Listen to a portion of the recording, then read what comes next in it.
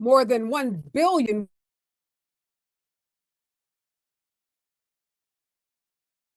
has sent to Ukraine have not been properly tracked by American officials, a new Pentagon report concludes, raising concerns they could be stolen or smuggled at a time Congress is debating whether to spend more military aid to Kyiv. The former New Jersey Governor Chris Christie's decision on Wednesday to drop out of the presidential race shook up a contest for the Republican nomination that had appeared to be former President Trump's for the taking, giving a huge shot of adrenaline to Nikki Haley just 5 days before ballots began to be cast in the months-long nomination fight.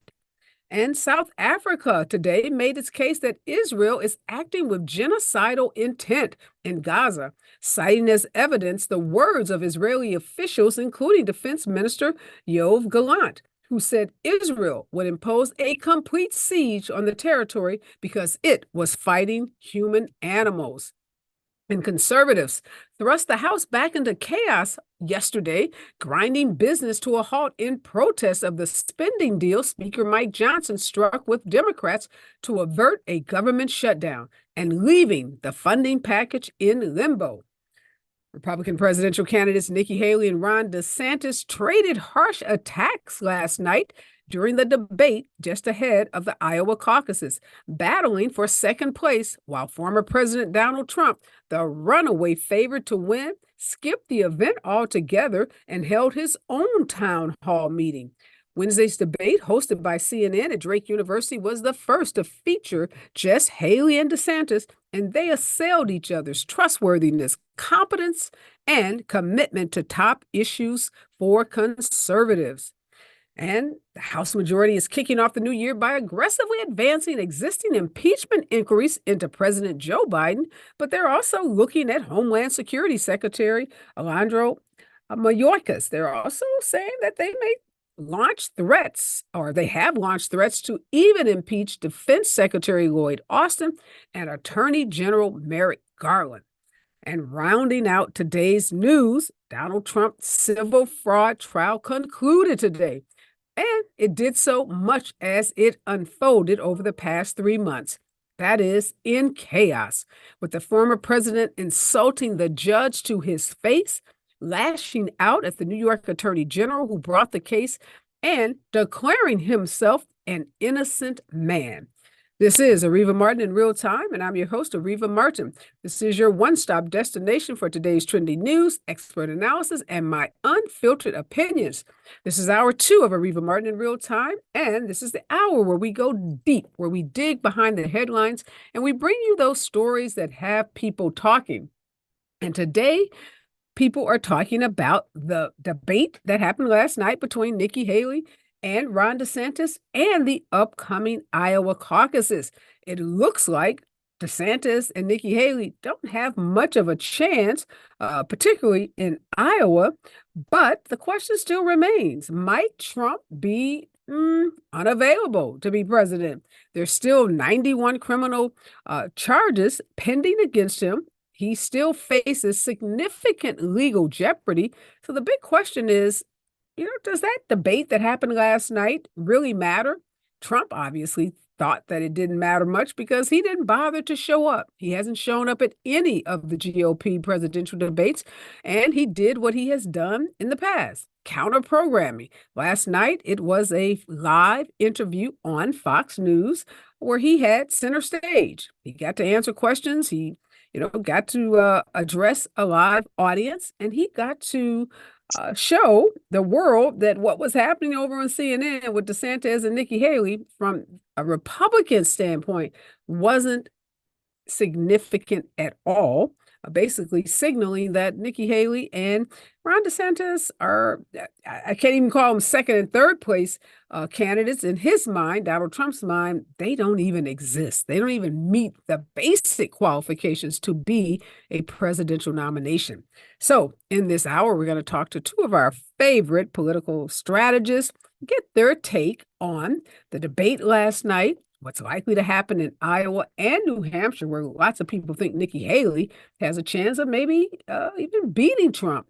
And what does all of this mean as we are rapidly approaching the big primaries that'll happen in March, both for Republicans and Democrats, and ultimately the general election in November.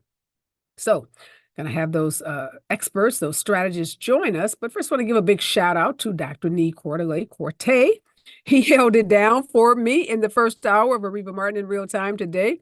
Make sure you check out his show every Monday through Friday right here on KBLA Talk 1580 at 1 p.m. PST. He is a political guru, and his show is all about politics and, not just politics in an abstract, but how decisions being made by elected officials impact our day-to-day lives. So again, thank you, Dr. Nee, for holding it down, and make sure you check him out every day at 1 p.m. PST.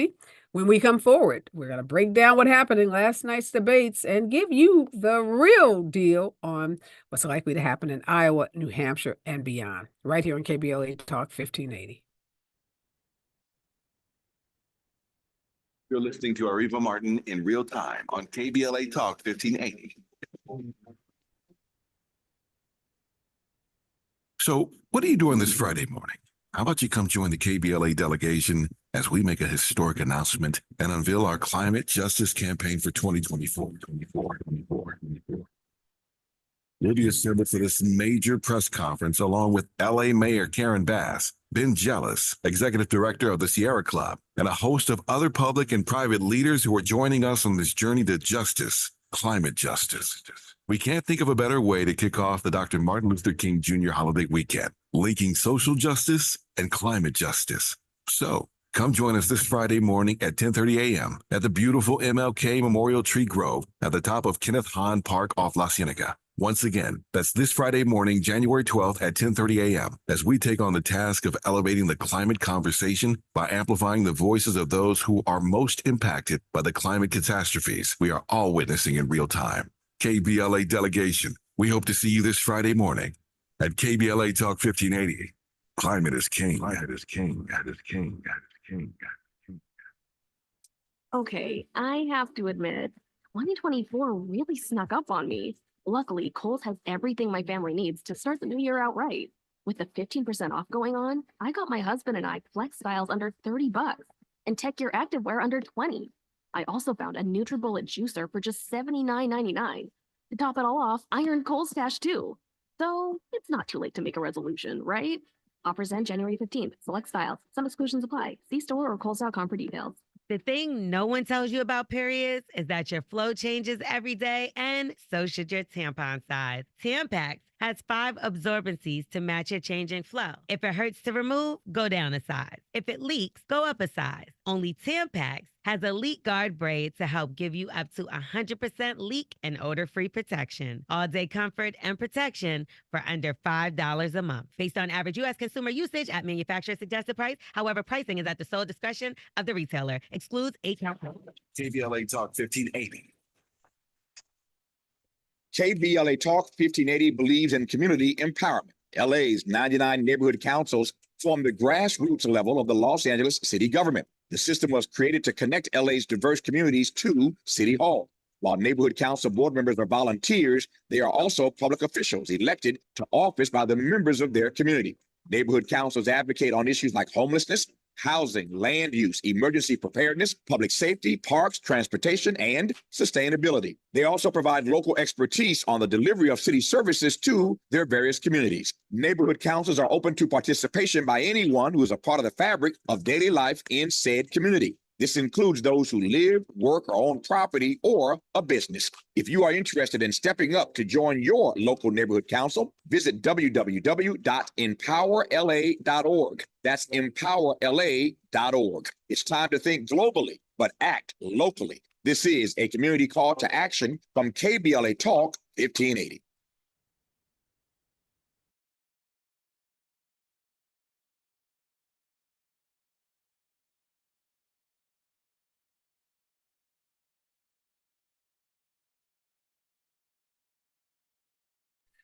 We are back, and this is hour two of Areva Martin in real time, and we are talking about some of the biggest stories in the news in this hour. And of course, one of those stories has to do with politics and the counter programming that we saw last night. You had Nikki Haley and Ron DeSantis over on CNN.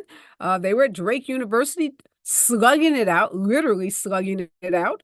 And Donald Trump was on Fox News doing his own style of counter programming, his one-on-one town hall. And all of this is taking place just days before the Iowa caucuses and New Hampshire, which will hold its first in the nation primary on January the 23rd. Joanna Mosca, a political contributor for News Nation, CEO of Global Situation Room, and former White House Director of Press Advance for President Obama, is back with us, and Richard Green, Democratic strategist and Democratic communication specialist, is also joining us again. Two of my favorite political commentators. Happy New Year to both of you. We're going to be seeing a lot of each other this year, I hope, because this is going to be a really, I think, emotional roller coaster as we make our way to November. Let me start with you, Joanna. A lot of folks said, why are Nikki Haley and Ron DeSantis, given how far behind they are in the GOP race for president, how far behind they are with respect to Donald Trump, why are they even having debates? Tell us why, and tell us what you think about the performance of both of them last night. Areva, it is fabulous to join you in this new year. Happy New Year, my friend. And I can't wait for all of this that we're going to have to talk about, because it is going to be a little bit like therapy session. Unfortunately, I think we're headed into a rematch of Biden versus Trump. But look, the candidates who are standing against Trump in the Republican Party need oxygen to win. And so when CNN says, we're going to set a debate and you guys can come, have now been given the ability from the RNC. The RNC had previously said only so many debates that we are sanctioning. Now the RNC has said, open it up, let them debate. Now, Vivek Ramaswamy did not make that stage. Chris Christie, as you mentioned, dropped out. Donald Trump chose not to be on that stage. That was a choice. The trouble last night was the two of those candidates, they have oxygen, right? And they could have used it to go against the front runner and say to the Iowa voters why they are best positioned to run as the presidential candidate for the Republican Party. But they spent the majority of time going after each other about why they were so terrible for their state, why one is, too woke, why one is too corporate, why one is too friendly to trans people. It was just all, unfortunately, wasted time for the both of them, in my humble opinion, because on Monday, Martin Luther King Jr. Day, Iowa voters are going to caucus. And right now, Trump is the strong leader in the party, and he got off scot-free sitting on Fox News with two friendly, anchors asking him friendly questions. No, absolutely. He was having a love fest over on Fox News. Richard, a lot of the pundits, who regularly commentate about political news and debates, they came out and says, oh my God, Ron DeSantis was so great. If Ron had been this great at the beginning, maybe he would be ahead. Did I miss something? Because I didn't watch the debates in their entirety, but I watched enough, and I didn't see this wonderfully evolved Ron DeSantis. It's all relative, and we definitely are grading on the curve. And, it's like we don't hold Republicans to a very high standard.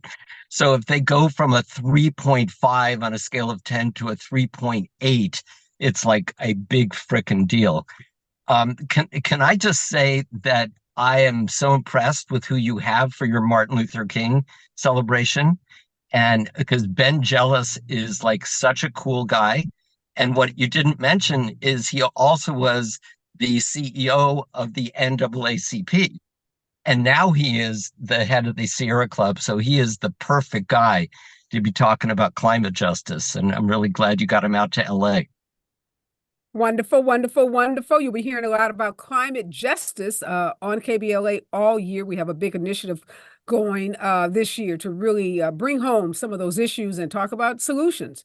So there weren't a lot of solutions, though, on that stage last night. A lot of finger pointing, a lot of attacking, a lot of personal attacks, but not a lot by way of solutions. And to your point, Joanna, not a lot about Trump. These didn't appear to be two individuals that wanted to win the nomination. Because typically, Richard, if you're behind, don't you want to take down the person that is leading the race? Why are you obsessed they with number can't. 2 or 3? They can't, because the guy who's 100 points ahead of them is the orange antichrist. He has a cult following that doesn't care about anything that Ron DeSantis is going to say, or Nikki Haley. And it's an idle exercise, which is why Chris Christie said, you know what? I've given it my best shot. I'm going to work behind the scenes. I can't get these cult addicts to budge. And See, Richard, so go ahead. here's my one challenge to that is I'm related to a lot of Republicans. I'm just going to admit it. And Is that why you're wearing red? We appreciate the honesty. and some of them voted for Trump the first time around, the second time around, and they don't want Trump to be the nominee this time, but they're not seeing someone who they, some of them say Haley, some of them say, well, DeSantis has done a good job as governor, but then they watch him on the debate stage and he's just like plastic. He's super weird. And I think there's a lane there, but nobody's taking it. Am I wrong? I may be.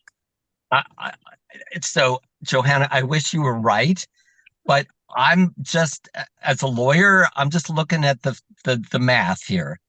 And even if you had the third coming of Christ to compete with the second coming of Christ, I don't think it would make a difference. I mean, have we ever seen the loyalty to this man drop in the last 8 years? I haven't. Well, let's ask Joanna. Joanna, some of those Republicans that you are related to, have they walked away from Trump? So they waffled January 6th. I don't know a single Republican who did not waffle in their support for Donald Trump. And then what happened was, like, I even saw it devolve on some of my Facebook threads where I would say, I hope you're thanking us for, standing up a candidate who believes in democracy. And some would say yes. And then what would happen is there would be Democratic friends of mine who would chime in and say, you're so awful for supporting, this orange man. And they would feel put against a wall and backed into that wall. And so then it just became, them against the universe. And I think it fed into this narrative that Trump is the victim. And now, here he's been attacked by all of us when the man did it himself. I mean, if there are people, I listen to the Sunday shows. I had to turn them off. Areva, you probably have to watch these too. And when I hear leading young Republicans talk about January 6th, the hostages? Hostages?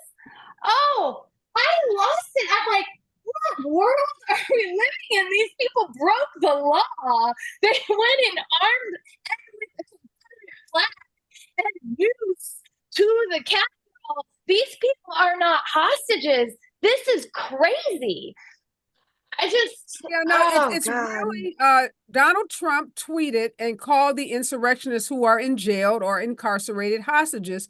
And then Elise Stefanik went on the shows and started using that language. Richard, I do want to ask you a question, though. There were some families, some Israeli families who, there were reports that they took offense of using hostages as a term when they still have loved ones who are literally hostages.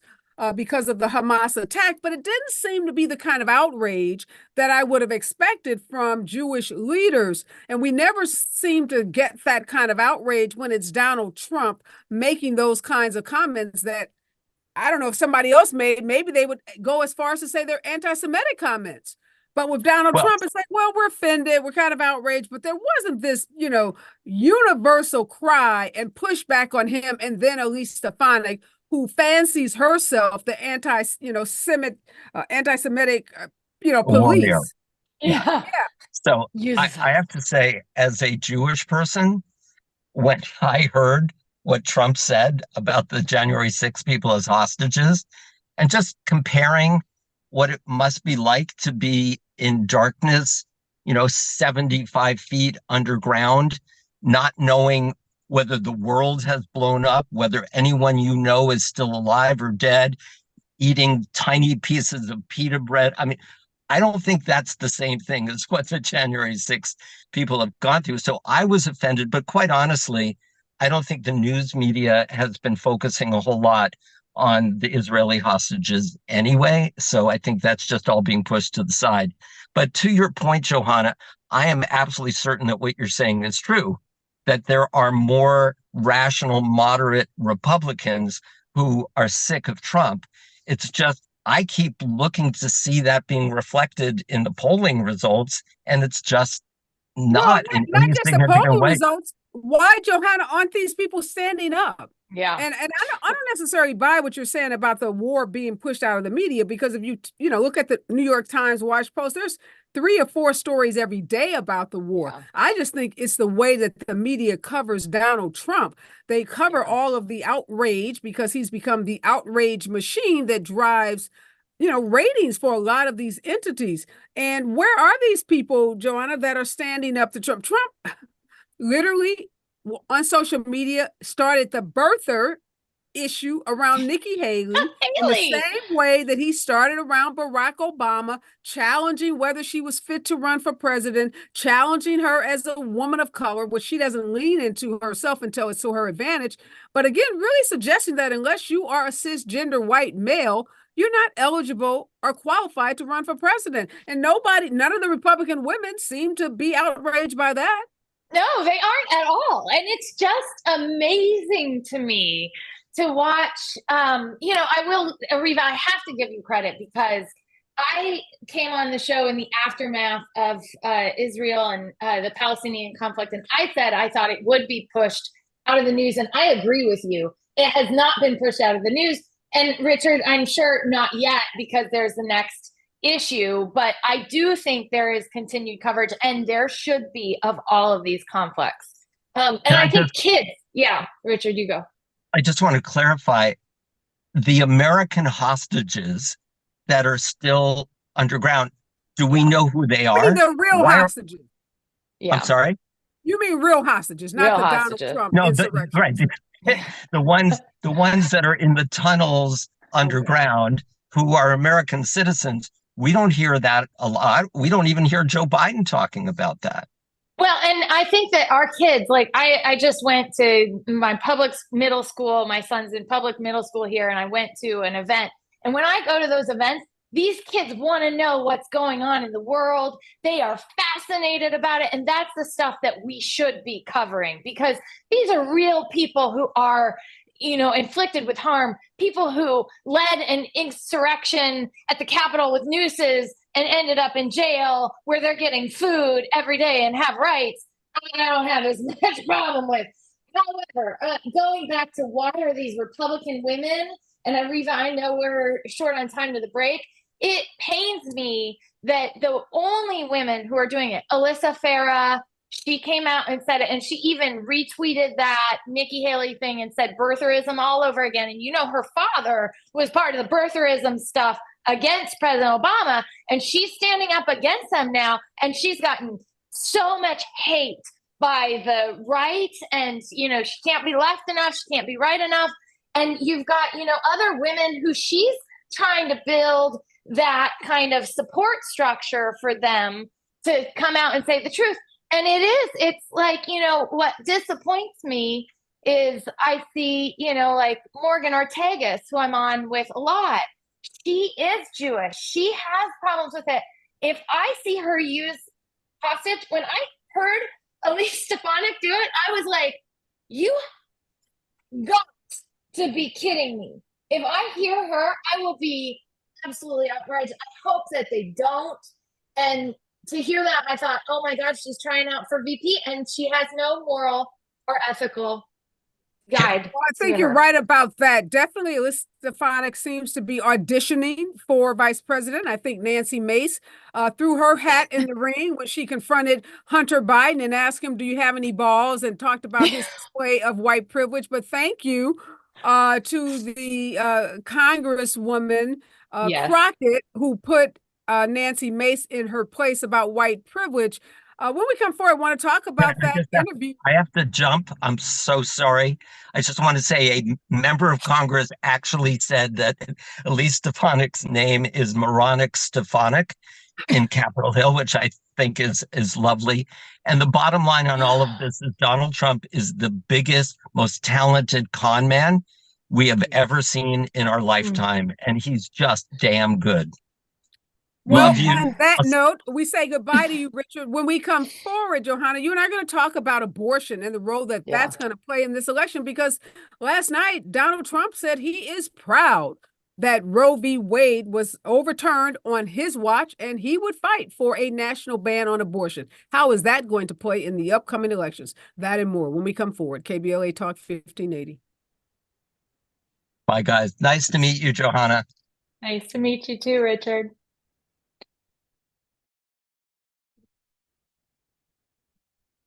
I'm Amber Payton. Here's the latest on the Black Information Network. A federal judge has set a February 8th date for a hearing to take place in a lawsuit that accuses the Alabama Department of Corrections of using inmates to perform slave labor.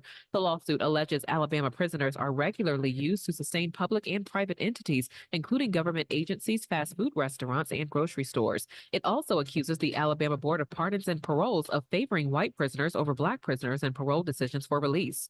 Burial in Austin, Texas State Cemetery is a privilege held for the state's most noted citizens. The late Congresswoman Eddie Bernice Johnson was accorded that honor this week. Johnson died of complications of an infection while in hospice care at age 89 on New Year's Eve. She retired a year ago after 3 decades of service in the U.S. House of Representatives, breaking race and gender barriers to become the first Black woman from Dallas elected to that public office. That's the latest. I'm Amber Payton on your home for 24/7 News, the Black Information Network.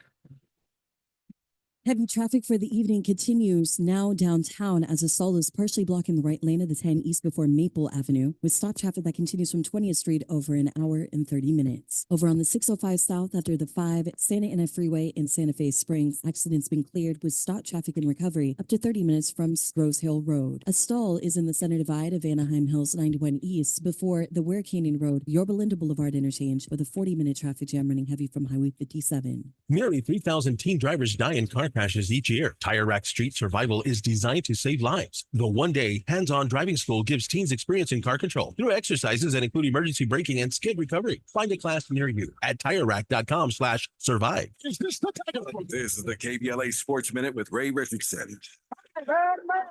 There are now 8 openings for head coaching jobs in the NFL. That number could grow if certain teams fail to get past the first round of the playoffs. The vacancies rose to 8 when the New England Patriots reached a mutual agreement to move on from Bill Belichick after 24 years and 6 Super Bowl championships. We're in another offseason where the NFL will be on notice to show how serious the league is about diversity. Only 3 of the NFL's 32 teams have a Black head coach. This could be a defining offseason for the NFL. It will be very hard for the NFL to defend its push for diversity if the league doesn't have more than 3 Black head coaches next season. Here are the teams to keep an eye on who are looking for a coach: the Chargers, the Raiders, New England, Atlanta, Tennessee, Washington, Seattle, and Carolina. No debates, no speculation, just the info you need. That's your KBLA Sports Minute. I'm Ray Richardson. More news, opinions, and conversation when we come forward on KBLA Talk 1580. So what are you doing this Friday morning? How about you come join the KBLA delegation as we make a historic announcement and unveil our climate justice campaign for 2024. will be assembled for this major press conference along with LA Mayor Karen Bass, Ben Jealous, Executive Director of the Sierra Club, and a host of other public and private leaders who are joining us on this journey to justice, climate justice. We can't think of a better way to kick off the Dr. Martin Luther King Jr. holiday weekend, linking social justice and climate justice. So, come join us this Friday morning at 10:30 a.m. at the beautiful MLK Memorial Tree Grove at the top of Kenneth Hahn Park off La Cienega. Once again, that's this Friday morning, January 12th at 10:30 a.m. as we take on the task of elevating the climate conversation by amplifying the voices of those who are most impacted by the climate catastrophes we are all witnessing in real time. KBLA delegation, we hope to see you this Friday morning at KBLA Talk 1580. Climate is king. Climate is king. Climate is king. Climate is king. KBLA Talk 1580.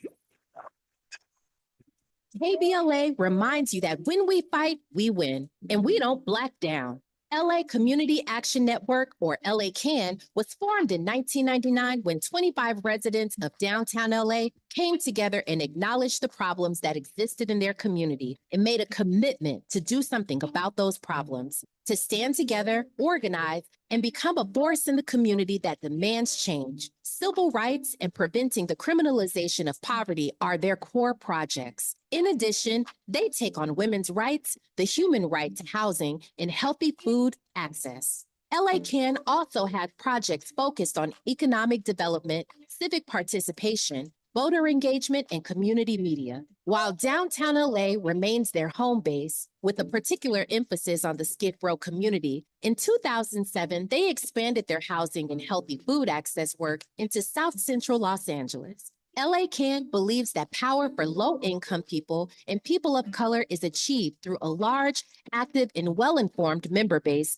that utilizes a multitude of methods to advance their messages and goals. If you'd like to join the Los Angeles Community Action Network and organize people to fight back against oppression, please visit cangress.org. That's cangress.org. This is a community call to action from KBLA Talk 1580.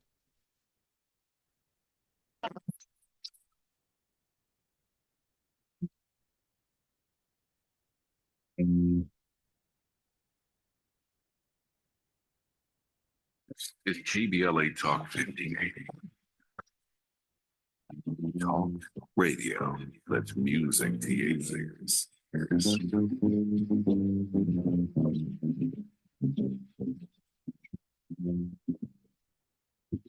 We're unapologetically progressive. KBLA Talk 1580.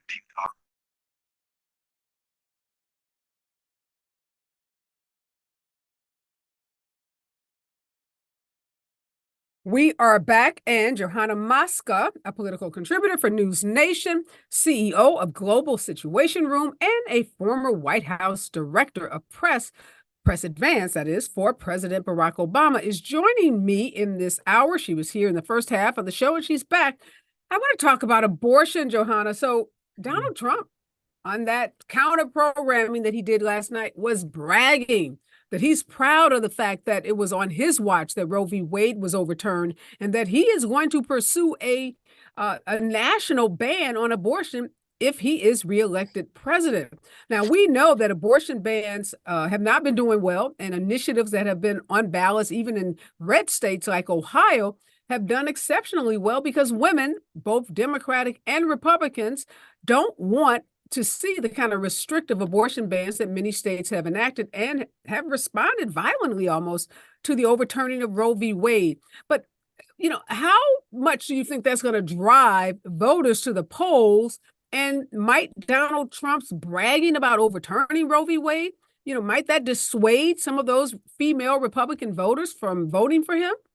Oh, goodness. I mean, let's be clear, too. It was probably a lot of those men who also were involved in abortions who voted for choice because, the Republican Party for decades now, with the support of the Heritage Foundation and others, have used this wedge issue to drive a very narrow percentage of our U.S. population, but a large percentage of people who show up, evangelical Christians, to the polls on one issue, on what they say is protecting life, which of course protecting life includes actually taking care of that life after it's here. But for a long time, they've used this issue, never expecting for the dog to catch the car.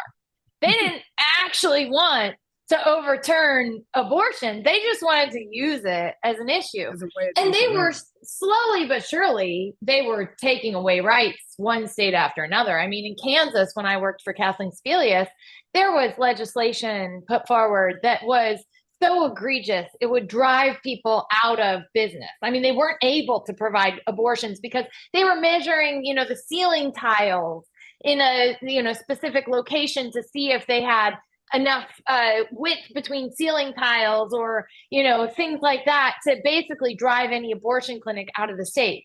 And the interesting thing is when they overturned it, at first I thought, you know what? Now we're having a fair fight because already it had become so difficult for poor women. Because let's be clear, any woman who has the money is able to go to a different state and get an abortion and use their, but it has become so difficult for poor women in so many states across the United States to access abortion services when they have no ability to see through that life, even if they want to. So, here they're in this situation. They know they can't carry this baby to term. That is their only option. And that is what the pro-life, quote unquote, movement has done. Now the dog has caught the car. Trump did that. Trump was the one, just to be clear. I mean, they talk about, us stacking the courts by adding court seats. They stacked the courts by waiting to a point, like they literally held seats until they had power to put in place someone who they believed would overturn Roe v. Wade, and they did. So now, the challenge, I think, Areva, is with this election, how many people is it going to drive at the presidential level? That's the thing I don't know, because I think, state ballot initiatives are one thing. If there's a Republican woman in Ohio who voted for the state ballot initiative, she voted for J.D. Vance. And J.D. Vance, after standing against Donald Trump, gave him a full-throated endorsement, even when, J.D. Vance was made to look like a fool by Donald Trump. So I don't know that those women would turn to Biden again. They may just sit it out. And that's what I think could sway it for Joe Biden. And I've heard a lot of Republicans, I've heard a lot of Democrats, strategists say Democrats spend too much time trying to go after that voter you just identified, that white suburban woman in Ohio that might come out to vote to, make abortion available in the state of Ohio, make that a part of its constitution, but they're never likely going to vote against, the presidential candidate like Trump in favor of Joe Biden. We know if the Democrats can drive out to the polls all the people that support things like rights to abortion, affirmative action in college admissions, reasonable gun control laws, making voting rights available to people and ending this voter suppression that we're seeing, we can win the election. So we know we have the numbers there. And the question is how in a year where people are so overwhelmed with news, people are so apathetic, even Clyburn, Biden's bestie, is saying he's concerned because the message isn't breaking through to the MAGA crowd. But again, I was like, Clyburn, but that's not really who this message needs to break through to. It needs to break through to those Democrats who've become disillusioned, apathetic, and who may be, willing to vote for a third-party candidate or just not vote at all. So for you, someone that's worked with Obama, wildly successful candidate, president. I know he's getting more involved. I've read reports that he's going to get really involved because he's worried too. We've seen Michelle talking on the campaign trail. What can Obama, Barack, and Michelle do, you think, to help, again, not those suburban Republican women, but the Democrats who we know we have the numbers. We just got to get them to the polls. Well, and look, I should be clear. Some of those white suburban women have become Democrats. I mean, basically, like I was shocked. I was talking to the former chair of the New Hampshire Republican Party, and she's gonna be there for Joe Biden this time around. She became a Democrat because the Republican Party has gone crazy. They're not winning her back. So some of them will show up, and you are right, Areva, because we've got to get across to all of our voters. These voters who have concerns, they're involved in the public schools. They know that the public schools can't be scrapped. We can't get rid of the Department of Education. You have to improve upon our education, and that does mean fair wages for employees, probably merit, pay on top, like making sure that people are paid sufficiently for the job, and like getting the best and brightest in every one of our schools. That's a lot of people, and that's the issues. Abortion will only take us so far.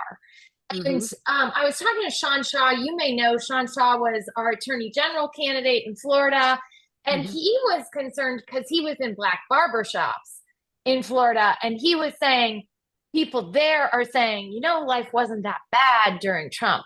Well, they don't realize, right, that Trump was the one who spent this money that caused this inflation, and that's why we're in this situation. Biden is still pulling us out of that. I've heard some, concerns. That is such a crazy statement. We spent 6 months in the House when Donald Trump was the president. That's the whole thing. Thousands of people died from COVID because of the craziness around COVID. So when was life so good when Trump was in office? And that's the whole. They are because they had money coming in because the government was giving money. Which, but here's the thing. You're right. And, I remember back when Ebola came to the United States, and everybody was super worked up and asking Susan Rice, and it could have become a massive issue, killing many, many people, but we had competence in government. And so I think people don't, for whatever reason, blame the pandemic on Donald Trump, even though he ignored it at the very beginning. He said he was busy negotiating a trade deal with China. His commerce secretary was saying it was going to be good for the American economy. They ignored it. They were responsible for shutting down the economy. They are the ones who drove us into a position in which we did have to do a lot of different packages, PPP fraud. I mean, some of these people getting Lamborghinis, that's insane. But some people who were in need did get unemployment. They felt like taxes were low, and now they're facing inflation that is the Trump inflation, and they're saying they don't feel as good. Yeah, and we've got to fight back against that narrative, because even what you just said about, money flowing, obviously there was money put into the economy because of the pandemic. One-time money is not as if Donald Trump did something that Joe Biden or anyone else would not have done for the pandemic. And this notion that taxes were lower. How were taxes lower for middle-class people? Taxes were higher for middle-class people. Unless you were a corporation, you didn't experience any tax break under Donald Trump. I think people read these headlines about taxes or something that applies to some Uber billionaire that doesn't apply to them at all. And then they start to parrot that language, and they forget about we got a check, if you want to talk about checks, under Joe Biden, Kamala Harris. Parents were getting the child tax credit under Joe Biden and Kamala Harris. We have to remind them it was the Republicans that ended the child tax credit, where some parents were getting $1,500 in addition to other benefits that they received. So I just think every time we hear those very disillusioned, disinformation type statements, we've got to fight back on them. When we come forward, though, I do want to ask you, Joanna, about the Obamas. We know how powerful they are, and they're like celebrities now. We know celebrities have power in this country. How can they help get the message of the Biden administration into the homes and minds and hearts of voters when we come forward? KBLA Talk 1580. You're listening to Areva Martin in real time on KBLA Talk 1580. KBLA Talk 1580 is the exclusive media sponsor of this light of ours, activist photographers of the Civil Rights Movement, a dynamic new exhibition on view now at the Skirball Cultural Center in Los Angeles. This light of ours showcases more than 150 photos taken by movement insiders from diverse backgrounds that reveal the vital work undertaken by a broad coalition of organizers and everyday people whose collective action changed America. This light of ours is one of 3 temporary exhibitions currently on view at the Skirball, which together explore issues related to civil rights, immigration, and pluralism. Tickets and more information for all 3 exhibitions are available at skirball.org. That's skirball.org. SKIRBALL.org. Cover California is a free service from the state that's already helped millions of people like you get and pay for health insurance. With financial help to lower the cost of health coverage, you could get a quality health plan for less than $10 a month. Every plan covers preventive care, doctor visits, emergency care, and more. If you have questions, we're here to help every step of the way. Cover California, this way to health insurance. Enroll by January 31st at coveredca.com. KBLA Talk 1580. KBLA Talk 1580, connecting you with services and solutions because we've got your black. Listen up. If you're one of the more than 100,000 California tenants who were rejected or delayed when applying for COVID rental assistance, you've got a second chance. Under the terms of a new settlement, California's Housing and Community Development Department agreed to audit its past denials. The program ended in March 2022, but the advocacy groups, Alliance of Californians for Community Empowerment, Policy Link, and Strategic Actions for a Just Economy sued the department. According to the coalition's analysis of state data, the department rejected nearly 30% of all applicants. Under the settlement, the department agreed to clear all renters in the pipeline within 6 months. The settlement applies to anyone who sought assistance from the state's Housing is Key program before April 1st, 2022, whose applications is pending or was denied after June 6, 2022. Tenants who have questions about the status of their application can call the hotline at 833-430-2122. That's 833-430-2122. This is a community call to action from KBLA Talk 1580.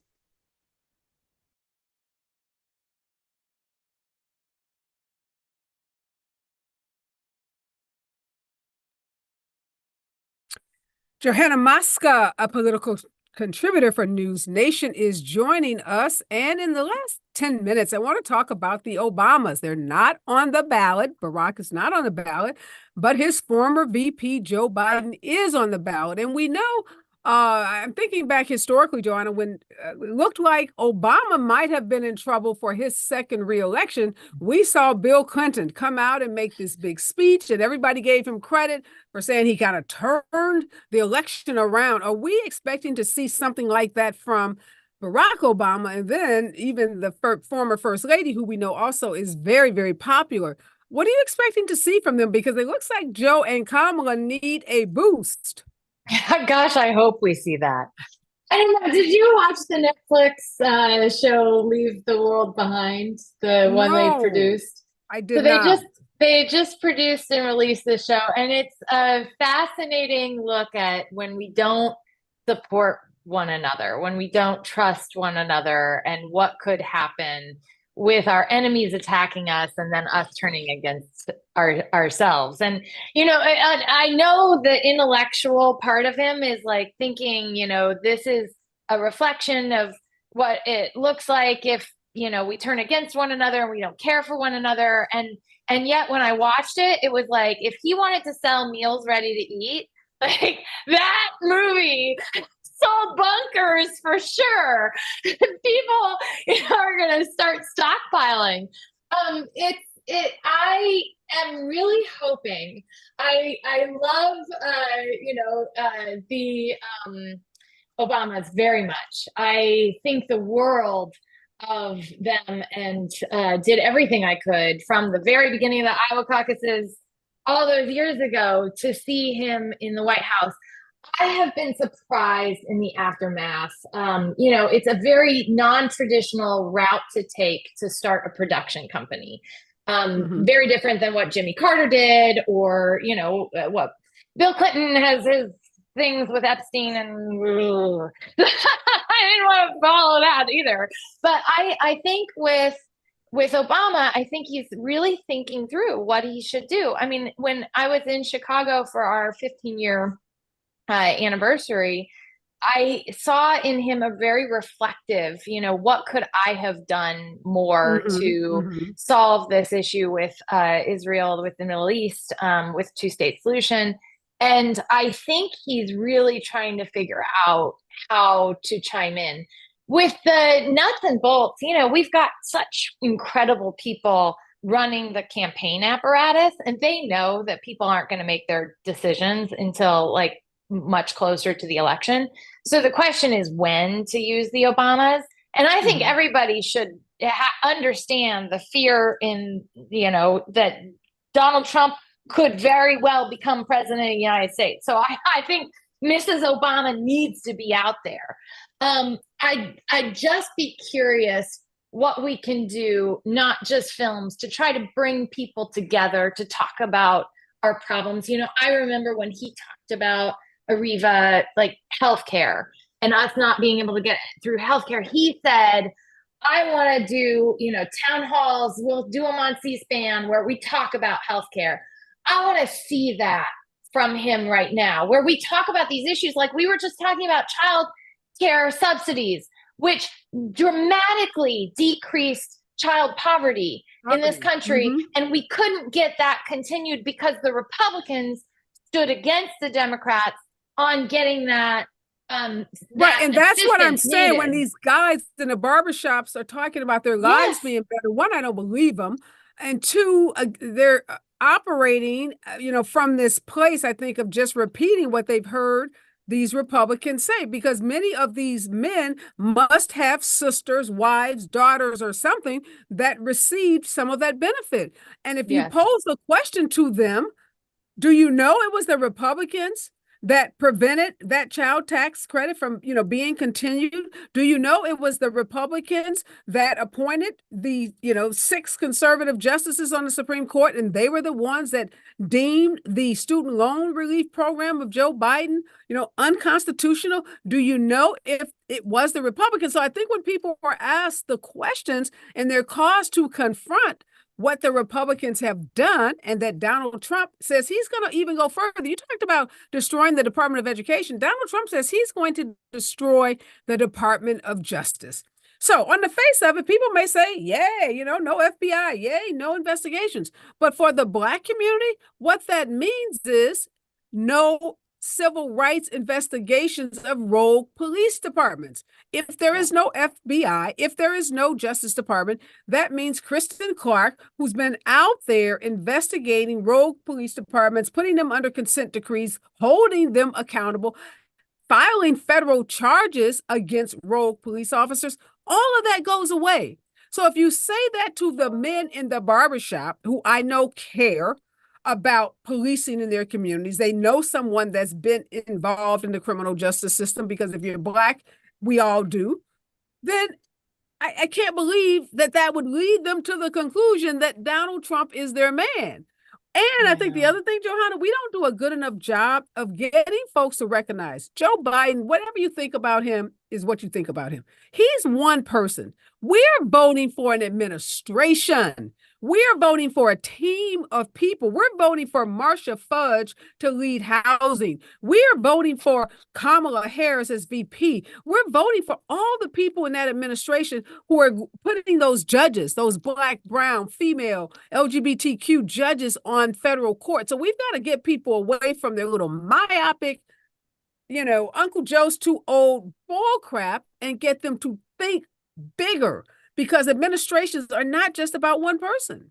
Go ahead. No. Give you the floor. No. You get on your soapbox. I was just on my... I love your soapbox. But it's more than just even an administration. It's preserving sanity in America. It's preserving competence in government. if there was a alternative on the Republican side who said, I believe in low taxation, I believe in, states' rights. These are the things I believe in, but I also believe in a more inclusive America, where I'm going to appoint, people to different positions. And they actually did it, right? Like, then it would be one thing, but like the dog whistles that Donald Trump has done, the worst in our communities of white supremacy, of fear of the other, of these, suspicions, those things have led us to this place that's just so toxic. We are, hating one another and not taking care of our own children. That's Donald Trump. And right now, he's very likely to win on Monday, the Iowa caucus. And even if Nikki Haley wins in New Hampshire, I don't see the next state that she's going to win. California actually has a big role, and we can get to that in one of our later episodes, because California votes early, but I don't see enough people, California Republicans, voting for her. So it's probably Donald Trump. No, he probably has it all wrapped up come March. I mean, basically, he's got the nomination, and we know that the Republican committee, national committee, is in his pocket, and they have, created a scenario by which he literally cannot lose. We are out of time, Joanna. Thank you so much. Thank you for the great work that you do on News Nation. Thank you for what you do with Global Situation Room. And just being a voice of reason and sanity in this moment of insanity. We need more voices like yours. So I look forward to having you back, because we're going to be having these conversations all year long. All right, the next voice that you hear is Robin Ayers and the Raw Report right here on KBLA Talk 1580.